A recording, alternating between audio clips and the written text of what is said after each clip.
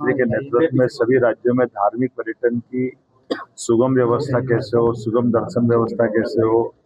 धार्मिक पर्यटन के माध्यम से लोगों की जिंदगी में बदलाव कैसे आए,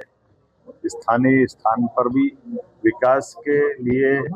एक तरह से ये धार्मिक पर्यटन से भी बहुत सारा बदलाव की संभावना है।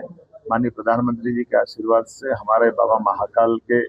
महालोक के लोकार्पण के बाद उज्जैन की पूरी इकोनॉमी बदली है। ऐसे में काशी विश्वनाथ धाम पर भी उनके इस काशी विश्वनाथ बाबा के कॉरिडोर बनने के बाद यहाँ भी बदलाव आया। धीरे धीरे जब यात्री संख्या बढ़ रही है, बड़े पैमाने पर हमारे सभी प्रकार के मत मतांतर के आनंद के साथ विकास की नई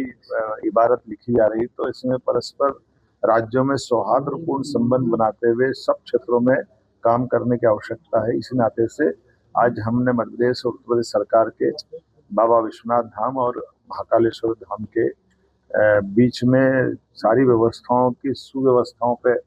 परस्पर अपनी अच्छी जानकारियों का आदान प्रदान करें, इसका एक एमओयू भी हम करने वाले हैं। दर्शन व्यवस्था में जनता को सुविधा कितनी बेहतर से बेहतर दे सकते हैं, हमारे देवस्थान के माध्यम से समाज की अच्छी गतिविधियों को भी कैसे संचालित किया जा सकता है,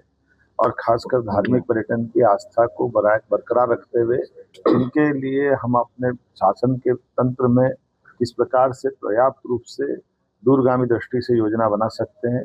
खासकर भी हमारे उज्जैनी में 2028 में सिंहस्थ आने वाला है, और अभी कुछ समय पहले इलाहाबाद का कुंभ मेला हुआ है।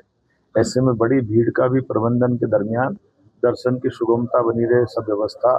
सुव्यवस्था में बनी रहे, इससे कई अनुभव साझा करने के लिए मैंने प्रेजेंटेशन भी देखा। भगवान के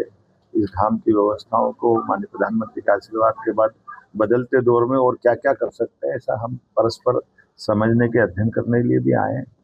आज एक और कारण से मैं यहाँ आया हूँ। आज हमारे अपने लोगों को रोजगार दिलाने की दृष्टि से देश भर में माननीय प्रधानमंत्री के आशीर्वाद के बाद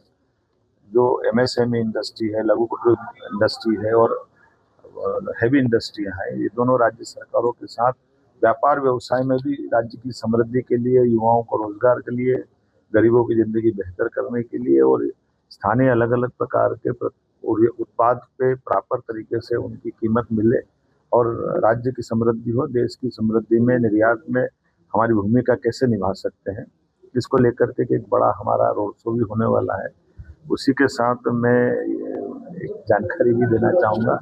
हमारे मध्य प्रदेश सरकार में कल्चर मिनिस्ट्री से विक्रमादित्य शोध संस्थान के माध्यम से सम्राट विक्रमादित्य के जीवन को लेकर के उनके विभिन्न प्रकार की रिसर्च भी चल रही है, फेलोशिप भी दे रहे हैं। लेकिन विक्रमादित्य के जीवन का विराट रूप एक लोक रंजन के माध्यम से, महानाट्य के माध्यम से भी सबके सामने आए, इसलिए बाबा विश्वनाथ धाम पर भी 3, 4, 5 अप्रैल को ये आयोजन होने वाला है।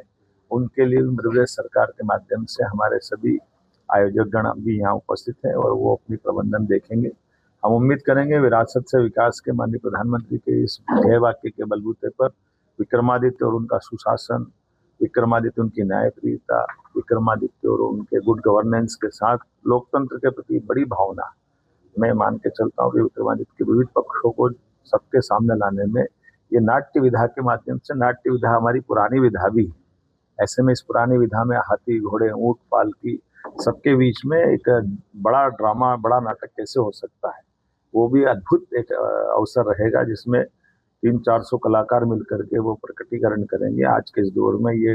विधा को पुनर्स्थापित करने के लिए भी हमने कल्चर मिनिस्ट्री से प्रयास किया है। उम्मीद करेंगे सब मिलाकर इसको अच्छे से अच्छा करें।